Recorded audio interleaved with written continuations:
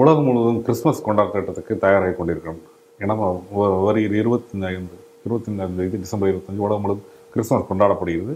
இதன் காரணமாக ஒவ்வொரு நாட்டிலும் அந்தந்த கிறிஸ்தவ மதத்தை தழுவக்கூடிய நாடுகள் எல்லாமே மிகப்பெரிய சந்தைகள் உருவாக்கப்படும். இந்த கிறிஸ்மஸ் கொண்டாட்டத்திற்காக அவங்க தயாராக இருக்கும்போது அதுக்கான பொருட்களை வாங்குவதற்கு சந்தைகள் நடைபெறுவது வழக்கம். அப்படித்தான் ஜெர்மனியில் இருக்கக்கூடிய சாண்டோனி அன்ஹட் மாகாணத்தில் இருக்கக்கூடிய மக்கட்பெர்க்னு சொல்லிட்டு கூட நகரத்தில் கொண்டாட்டங்களுக்கான மக்கள் அந்த சந்தையில் மிகப்பெரிய சந்தை, மக்கள் மிகப்பெரிய உள்ள நகரின் மத்தியில் இருக்கக்கூடிய அந்த இடம்.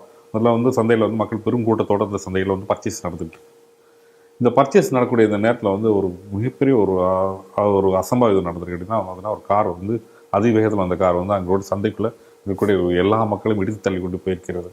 கிட்டத்தட்ட ஸ்பாட்டில் ஒரு 2 பேர் இருந்திருக்காங்க. கிட்டத்தட்ட 60க்கும் மேற்பட்டவர் படுகாயமடைந்திருக்காங்க. அவர்கள் மருத்துவமனையில் சேர்க்கப்பட்டார்கள். அதுக்கு பல பேர் ஆபத்தான நிலையில் இருக்கிறார்கள். இதன் காரணமாக உயிர் பலியின் எண்ணிக்கை கூடுவதற்கான வாய்ப்புகள் இருக்குன்னு போலீசாரை தெரிவித்துள்ளார்கள். இது தொடர்பாக ஒரு நபரை கைது செய்திருக்காங்க. அந்த நபர் டாக்டர் மருத்துவர் என்று சொல்லியிருக்காங்க. அவர் சவுதி அரேபியாவை சேர்ந்தவர் என்று சொல்லியிருக்கார்கள். இது அதன் பின்னோட்டமாக வந்த செய்திகள் பார்த்தோம்னா இதற்கு குறித்து ஏற்கனவே அவர் பெண் தகவல் அந்த நபரை பற்றி தகவல் கொடுத்ததாகவும் அதை 2013 அந்த நபரை பற்றி தகவல் கொடுத்துருக்காங்க. அந்த நபரை பற்றி பெருசாக ஒரு இது பண்ணல. அதன் பின்னர் சவுதி அரசு இப்போ அவங்க என்ன இருக்காங்க, நாங்கள் ஏற்கனவே அந்த நபரை மீது ரிப்போர்ட் பண்ணுங்க அப்படின்னு சொல்லி நாங்கள் கூறியிருந்தோம். அந்த நபர் ஒரு சந்தேகப்படக்கூடிய ஒரு குற்றவாளியாக இருக்கார் அப்படிங்கும்போது அந்த நேரத்தில் இருக்கக்கூடிய மீடியாக்கள் ஊடகங்கள் எல்லாமே ஜெர்மனி, இங்கிலாந்து ஊடகங்கள்லாம் அவர் சமூக போராளியாக சித்தரித்தார்கள். அப்படிப்பட்ட நபர் தான் இன்றைக்கி இவ்வளோ பெரிய ஒரு உயிர் சேதத்தை ஏற்படுத்தியிருக்கார். இந்த செய்தி எப்படி பார்க்குறீங்க? இந்த சம்பவத்தில் நம்ம நல்ல ஒரு விஷயத்தை பார்க்கணும். ஜெர்மனிக்கு ஏற்கனவே இந்த சம்பவம் நடக்க போகிறது அப்படிங்கிறது குறித்து எச்சரிக்கையும் எடுத்திருக்கிறார்கள். ஒரு பெண்மணி ஏற்கனவே இது குறித்து இந்த மாதிரி ஒரு சம்பவம் நடக்க போகிறது 2023 நினைக்கிறேன், 13 சொல்ல 23 ஏற்கனவே இந்த மாதிரி ஒரு சம்பவம் நடக்க போகிறது அப்படின்னு சொல்லி அவங்க எச்சரிச்சிருக்காங்க. ஒரு ட்வீட் எல்லாம் போட்டிருக்காங்க. அவங்க அதுக்கான இமெயில் எல்லாம் கூட அனுப்பியிருக்காங்க. ஆனால் இது குறித்து அந்த அரசாங்கம் அதை கண்டு கொள்ளவில்லை. என்ன காரணம் என்று நமக்கு தெரியல. ஏன்னா இவ்வளோ தூரம் எச்சரித்ததுக்கப்புறமும் ஏன் கண்டுக்கல? அவங்க ஆதாரத்தோடு கூட அனுப்புறேன்னு சொல்லியிருக்காங்க. ஆனால் அந்த இது கண்டுக்கல. இப்படி பார்க்கும் பொழுது எனக்கு கொஞ்சம் நம்ம தமிழக அரசாங்கம், தமிழக கவர்மெண்ட், போலீஸ்காரர்கள் இதெல்லாம் கூட கொஞ்சம் ஞாபகத்துக்கு வருகிறது. ஏன்னா இவ்வளோ தூரம் எச்சரித்தும் கூட போலீஸ் நம்ம மாதிரியே அங்கேயும் அசால்ட்டாக இருந்திருக்காங்களே கண்டு கொள்ளாமல் அப்படிங்கக்கூடிய ஒரு இதுவும் நமக்கு தோன்றுகிறது.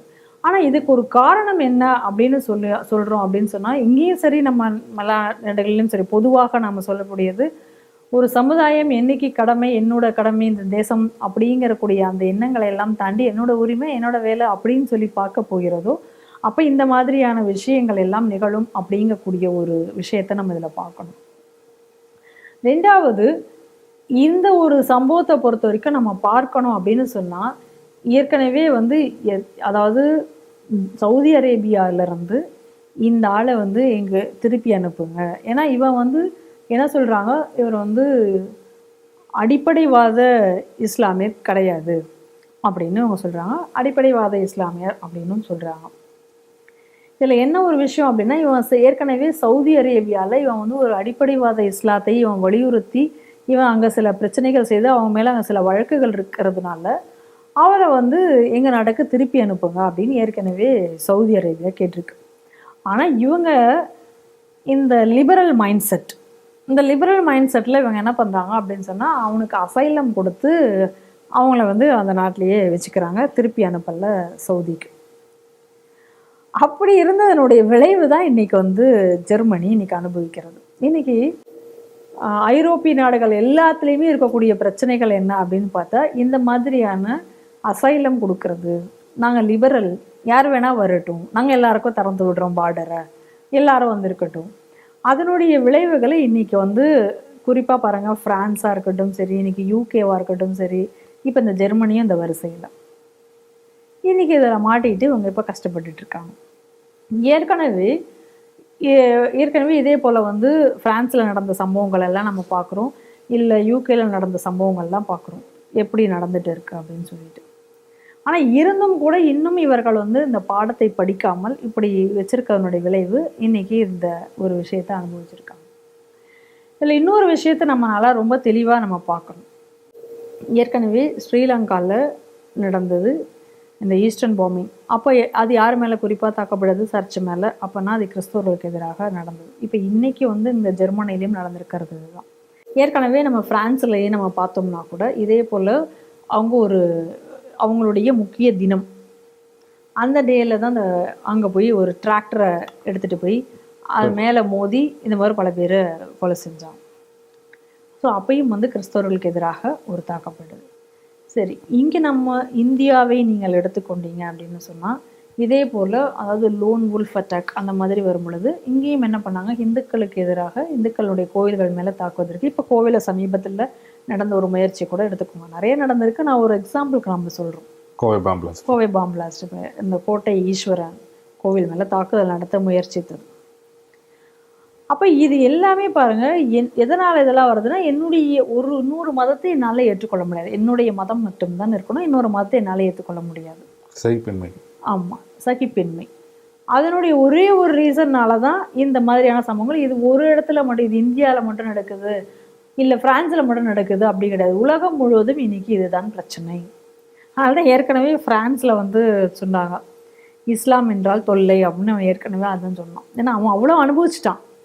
அதுக்கு முன்னாடி அவன் அதை ஒத்துக்கல, ஏன்னா அவனும் லிபரல் மைண்ட் செட்டில் இருந்தான். அப்போ அதை ஒத்துக்கலை. ஆனால் அதுக்கப்புறம் அவன் அனுபவிச்சு அவன் சொன்ன வார்த்தை அது. வெறுப்புணர்வை தூண்டக்கூடிய ஒரு போதனை.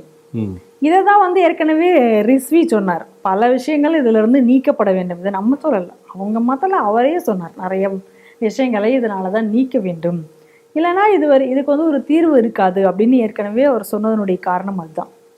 இப்போ இந்த லோன் வுல்ஃப் அட்டாக்குங்கிறது ஏதோ இப்போ இன்னைக்கு ஜெர்மனியில் நடந்தது, ஒரு இத்தனை பேர் இறந்து போனார்கள் அப்படின்னு ஒரு தனிப்பட்ட சம்பவமாக நம்மளால் பார்க்க முடியாது. ஏற்கனவே இந்தியாவிலும் கூட இது போன்ற நாங்கள் லோன் வுல்ஃப் அட்டாக் நாங்கள் நடத்துவோம் அப்படின்னு சொல்லிட்டு ISISனுடைய அந்த கொரசான் அவங்களுடைய மேகசினில் வெளிவந்ததை நம்ம பார்க்குறோம். அந்த புஸ்தகங்களில் வெளியில் வந்ததுக்கு அப்புறம் தான் அப்பயும் அவங்க என்ன சொல்லியிருந்தாங்க, கோவில்கள், இது போன்ற மக்கள் கூடக்கூடிய இடங்கள், ரயில் நிலையங்கள், இந்த மாதிரியான இடங்கள்ல எல்லாம் தாக்குதல் நடத்த வேண்டும் அப்படிங்கக்கூடிய அந்த விஷயத்தை நம்ம அதில் பார்க்குறோம். அப்போ அதெல்லாம் வரும்போது தான் இங்கே கோவையில் அந்த கோட்டை ஈஸ்வரன் கோவில் மேலே தாக்குதல் நடத்துவதற்கான முயற்சி நடக்கிறது. ஆனால் அதுக்கு முன்னாடியே அந்த கொண்டு வெடித்து விடுகிறது. இதை நம்ம பார்க்குறோம். இப்பயும் கூட பாருங்கள், பல ரயில் கவிழ்ப்பு சம்பவங்கள் நடைபெற்று கொண்டே இருக்கின்றன. தொடர்ந்து ஏதோ ஒரு ரயில் ரீரயில் ஆகிறது, இல்லை ரயில் தண்டவாளத்தில் வந்து ஏதோ ஒரு ஆப்ஜெக்டை உள்ள வைக்கிறது, இந்த மாதிரியான சம்பவங்கள் தொடர்ந்து நடந்து கொண்டே இருக்கிறதை நம்ம பார்க்குறோம். இப்போ இதெல்லாம் நடக்கிற சமயத்தில் தான் இப்போ ஒரு செய்தி வந்தது, ஒரு மதரசாவில் ரயிலை கவிழ்ப்பதற்கான பயிற்சி, ரயிலை கவிழ்ப்பது இல்லை ரயிலை இது பண்ணுறதுக்கான பயிற்சி அளிக்கப்பட்டதாக இன்னைக்கு போலீஸார் கைது செய்திருக்கிற சம்பவத்தை நம்ம பார்க்குறோம். இப்போ இது எல்லாத்தையும் நீங்கள் ஒன்று அப்படியே டாட் பண்ணி தொடர்பு பண்ணி பாருங்கள். அப்போ நம்ம எவ்வளோ தூரம் நம்ம இந்தியா இன்னைக்கு எச்சரிக்கையாக இருக்க வேண்டும் என்பதை நம்ம இந்த இடத்துல பார்க்கணும். ஏன்னா ஏற்கனவே வந்து இந்த மாதிரியான ஊடுருவல்காரர்களை இப்போ அந்த நாடுகள் வந்து கண்டு கொள்ளாமல் விட்டு, ரெண்டாவது அவங்க ஓப்பனாகவே நாங்கள் அகதிகளை நாங்கள் உள்ளே விடுறோம், அசைலம் கொடுக்குறோம் அப்படின்னு சொல்லி சொன்னதனுடைய விளைவு அவங்க அனுபவிச்சுட்டு இருக்காங்கன்னு ஒரு பக்கம் வச்சுக்கலாம். ஆனால் இங்கே சட்டவிரோதமாக வரக்கூடிய ஊடுருவல்காரர்களை நம்ம நாடும் கண்டு கொள்ளாமல் இருந்தது என்றால் இது போன்ற பல லோன் வுல்ஃப் அட்டாக்கை நம்ம நாடும் சந்திக்க வேண்டியிருக்கும். ஏன்னா ஏற்கனவே ஆல்ரெடி நம்ம வந்து மார்க் பண்ணி வச்சுருக்காங்க. இன்னும் சொல்ல போனால் ISISனுடைய அந்த மேகசின்ஸ்லாம் போடும்பொழுது அவங்க வந்து 2 விஷயங்களையும் அதில் கோட் பண்ணியே எழுதுகிறாங்க. ஹதீஸில் இருக்கக்கூடிய விஷயங்கள்லாம் கோட் பண்ணி எழுதுகிறாங்க. இந்தியாவின் மீது படையெடுக்க வேண்டும், இதுதான் அவங்களுக்கு இருக்கக்கூடிய ஒரு முக்கியமான கட்டளை அப்படிங்கக்கூடிய விஷயங்களையும் கூட அதில் குறிப்பிட்டு தான் எழுதுகிறாங்க. இந்த அட்டாக்லாம் எதுக்காக அப்படிங்கும் பொழுது, அப்படி நீங்கள் சொல்லும் பொழுது இங்கே நம்ம நாட்டில் வந்து இதையெல்லாம் நம்ம கண்டு கொள்ளாமல் இப்போ நம்ம ஏற்கனவே சொல்லிகிட்டே தான் இருக்கோம். ஸ்ரீ டிவியில் பல விஷயங்கள் சொல்லிகிட்டு இருக்கோம். ஏன்னா இந்த ரயில் தொடர்ந்து இந்த ரயில் கவிழ்ப்பு விஷயங்கள் சம்பவங்கள் நடந்து கொண்டிருக்கும் பொழுது இதை இந்த கண்ணோட்டத்தில் பார்க்கணும். ஏற்கனவே ISISI புஸ்தகத்தில் வந்த விஷயத்தையும் இப்போ நடந்து கொண்டிருக்கும் விஷயங்களும் ஒரே போதில் இருக்கின்றன. அப்போ நம்ம அதையும் மேட்ச் பண்ணி பார்க்கணும். அந்த கோணத்தில் இவைகள் ஆராயப்பட வேண்டும், அந்த கோணத்தில் இவர்கள் வந்து விசாரிக்கப்பட வேண்டும் என்ற விஷயத்தையும் நம்ம தொடர்ந்து நம்ம வைத்து கொண்டிருக்கோம்.